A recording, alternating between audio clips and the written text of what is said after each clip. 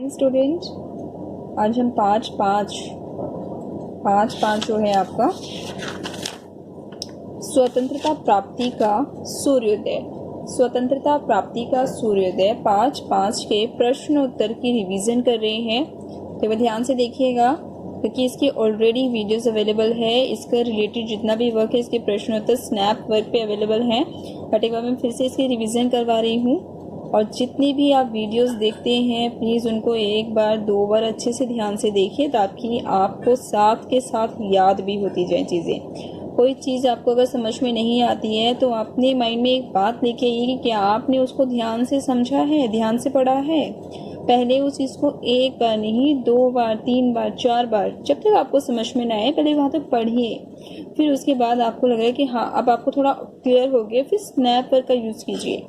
Snap work इसीलिए available करवाया गया है, इसीलिए वो ऐप आपको दिया गया है ताकि आप YouTube वीडियोस देखने के वक्त वहाँ जितना भी कंटेंट है उसको यूज़ कर सकें और अपनी जो प्रॉब्लम है उनको थोड़ा कम कर दें। उसके बाद फिर आपके व्हाट्सएप ग्रुप, तो इससे आपकी प्रॉब्लम ही सॉल्व करवाई जा रही है 1 बाय 1 करके। तो एक बार अब यहाँ पे मैं फिर से प्रश्नोत्तर की रिवीजन करवा रही हूँ, ध्यान से समझिएगा। ऑलरेडी इसकी वीडियोस पहले बनाई गई है, आशा करूंगी पहले आप उस वीडियोस को देख लें तो बहुत अच्छा होगा क्योंकि पाठ के साथ मैंने सारे प्रश्न उत्तर उसमें एक्सप्लेन किए हैं। चलिए एक बार फिर हम देखते हैं लिखित के प्रश्न उत्तर।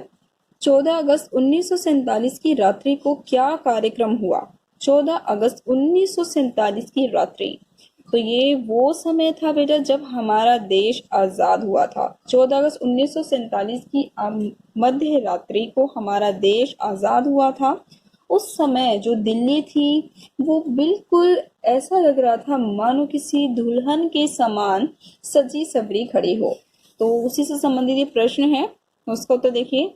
14 अगस्त 1947 की रात को दिल्ली वालों की आंखों में नींद नहीं थी।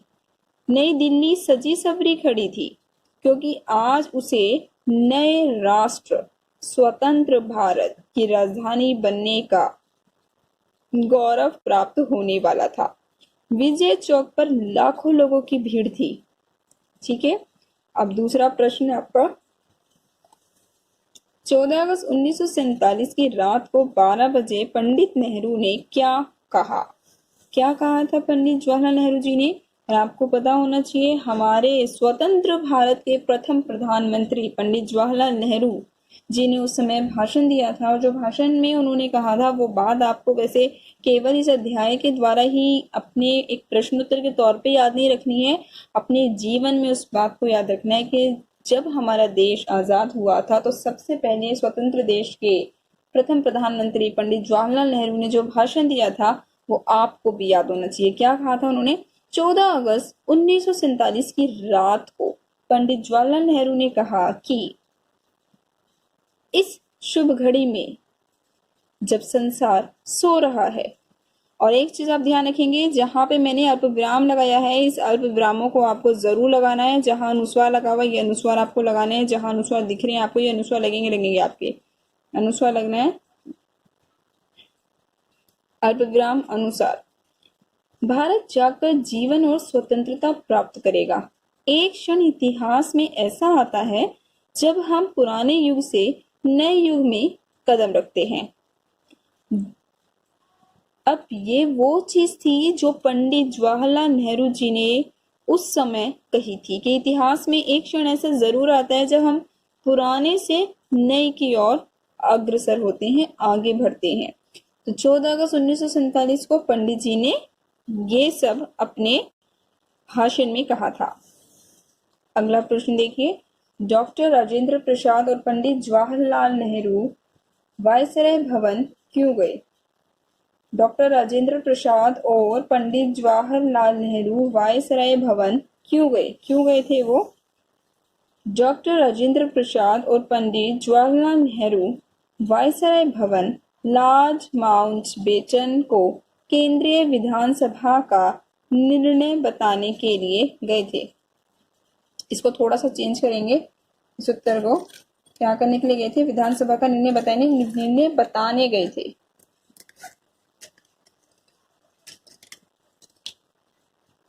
निर्णय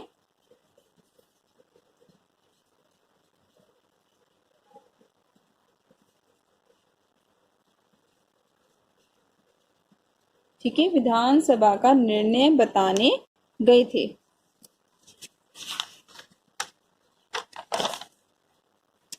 15 अगस्त 1947 की प्रातः 8:35 पर क्या किया गया? 15 अगस्त 1947 की सुबह 8:35 पर चीफ जस्टिस कानिया ने लॉर्ड माउंटबेटन को आजाद नहीं है,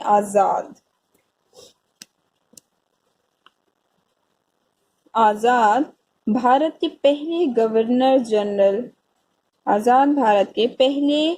गवर्नर जनरल की शपथ दिलाई।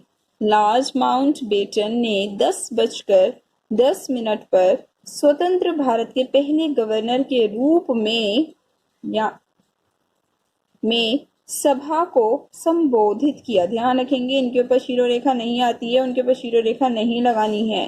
देखिए यहाँ पे भ के ऊपर भी नहीं है, जिनके ऊपर नहीं है उनके ऊपर नहीं लगानी है। मैं बार बार इस चीज को बोलती हूँ क्योंकि ये गलतियां आप करने के बाद अगर आप सोचो कि ये भ होगा तो ये भ नहीं, फिर ये म बन जाएगा, और ये ध नहीं, फिर ये घ बन जाएगा, जब अगर आप इनके ऊपर शिरोरेखा लगा देते हो तो। इसीलिए आपकी हिंदी में गलतियां होती हैं, और इसीलिए मैं बार बार बोलती हूँ उन वर्णों पर ध्यान दीजिए।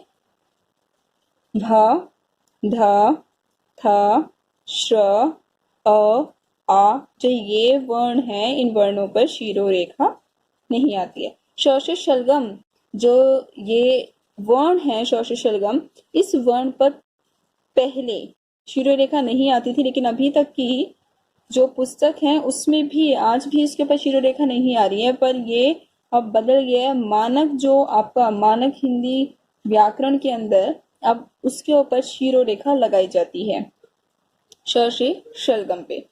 ठीक है, अगला प्रश्न देखिए। लॉर्ड माउंटबेटन और उनकी पत्नी के लिए बग्घे से नीचे उतरना संभव क्यों नहीं था? क्यों ऐसा था लॉर्ड माउंटबेटन और उनकी पत्नी के लिए कि वो बग्घे से नीचे नहीं उतर पाए? क्योंकि अब सोचिए, जब देश इतने सालों बाद जाके आजाद हुआ है तो लोगों की कितनी भीड़ होगी। तो वही ऐसा कुछ हाल था कि उसके कारण लॉर्ड माउंटबेटन और उनकी पत्नी बग्घे से नीचे ही नहीं उतर पाए थे। देखिए इसका उत्तर, लॉर्ड माउंटबेटन और उनकी पत्नी का बग्घे से उतरना इसलिए संभव नहीं हो रहा था क्योंकि लोगों की बहुत अधिक भीड़ इकट्ठी हो गई थी। क्योंकि बहुत ज़्यादा भीड़ इकट्ठी हो गई थी, यही कारण था कि लॉर्ड माउंटबेटन और उनकी पत्नी बग्घे से नीचे नहीं उतर पाए थे। आशा करती हूँ आप सभी को पार्ट 3 के प्रश्नोत्तर अच्छे से समझ आ गए होंगे। इस वीडियो को कम से कम 2 से 3 बार ज़रूर सुनिएगा ताकि आपको प्रश्नोत्तर साथ के साथ याद हो जाए। जब भी आपको वर्कशीट असाइनमेंट दिए जाएं तो वो आपके अच्छे से क्लियर हो जाए और आप उनको वर्कशीट में, असाइनमेंट में जो भी आपको दिए जाएंगे, जिनके बेस पे आपको मार्क्स दिए जाएंगे बाद में, उनके लिए आप अपने आप को अच्छे से प्रिपेयर कर लें। अब देखिए, आपकी किताब में मैंने आपको उस दिन बताया था, ये आपका गद्यांश है। इस गद्यांश को पढ़कर आपको इन प्रश्नों के उत्तर देने हैं, तो बिल्कुल ध्यान से पढ़िएगा इस गद्यांश को, ध्यान से इन सभी प्रश्नों के आपको उत्तर देने हैं। कौन सा भवन रोशनी से जगमगा रहा था? वायसराय भवन। वंदे मातरम गीत किसने गाया था वंदे मातरम गीत? श्रीमती सुचेता कृपलानी ने। घंटा कब बजा? रात 12 बजे। ये सारे प्रश्न ऑलरेडी वैसे मैंने करवाए हुए हैं, इसीलिए बुक के अंदर सारे लिखे भी थे उस टाइम पे, पर फिर मैं दोबारा से रिवीजन करवा रही हूँ उनकी। आजादी के समय चीफ जस्टिस कौन थे? जस्टिस कानिया। पहली बार लाल किले पर तिरंगा झंडा कब फहराया गया? 15 अगस्त को। भाषा की बात, भाषा से संबंधित जो भी है, भाषा की बात। इस पाठ में अनेक संज्ञा शब्दों का प्रयोग हुआ है। 5 व्यक्तिवाचक, जातिवाचक संज्ञाएं छाट कर लिखनी है। तो बेटा ये काम आपको करना है, भाषा की बात, इसमें क्या करना है, ये काम आपको अपनी पुस्तक में करना है, नोटबुक में नहीं करना है। 5 व्यक्तिवाचक, जातिवाचक संज्ञाएं ढूंढ कर लिखने अलग से, नए शब्द बनाने हैं और बनाने हैं ये। प्र से प्रति, प्र का प्रयोग करना है, ऐसे शब्द बनाने जिसमें प्र शब्द का प्रयोग हुआ हो। ठीक है, ऐसे ही वी शब्द जिसमें प्रयोग हुआ हो, विवर्ण शब्द नहीं, सॉरी, जिसमें वर्णों का प्रयोग किया गया हो। ठीक है, इनसे नए शब्द बनाने हैं, वाक्य बनाने हैं। ये आपको करना है। मैंने इस पर डेट भी डाली थी 20 अप्रैल का ये काम है। सोचिए उस समय ये काम करवा दिया गया है। स्टिल फिर भी कुछ पेरेंट्स को वीडियो नहीं मिली थी और उनको ये प्रॉब्लम आ रही है, इसीलिए मैं इसको दोबारा से रिपीट कर रही हूँ। 20 अप्रैल ये वाक्य बनाने हैं, तो ये वाक्य आप बनाएंगे इससे। उदाहरण देखो, समझो और करो। ऐतिहासिक, इतिहास प्लस एक प्रत्यय, इसमें एक प्रत्यय लगा हुआ है पीछे और इतिहास शब्द है। इतिहास और एक प्रत्यय तो बन गया हमारा ऐतिहासिक। धार्मिक, धर्म प्लस एक प्रत्यय धार्मिक। नीति प्लस एक प्रत्यय नैतिक। भूगोल प्लस एक प्रत्यय भौगोलिक। और 8 से 10 लाइन लिखनी है आपको। अब देश आजाद है। देश की आजादी की रक्षा के लिए आप क्या क्या काम करते हो, ये आपको मूल्य परक प्रश्न लिख के अपनी नोटबुक में करना है। आप अपने आप से लिखोगे, इसके लिए आप अपने बड़ों की मदद ले सकते हो सोचने के लिए, लेकिन लिखना केवल और केवल आपको है। चाहे आप गलती कीजिए लेकिन खुद से लिखिए और कोशिश कीजिए कि गलती हो ना, क्योंकि आप बिना गलती के लिख सको थोड़ा बहुत, तो इतनी तो मैं उम्मीद कर ही सकती हूँ कि आपकी गलतियां हो तो वो थोड़ी हो तो चल जाएगी, लेकिन एटलीस्ट आप खुद से लिखना सीखिए और जितनी हो सके प्रैक्टिस कीजिए।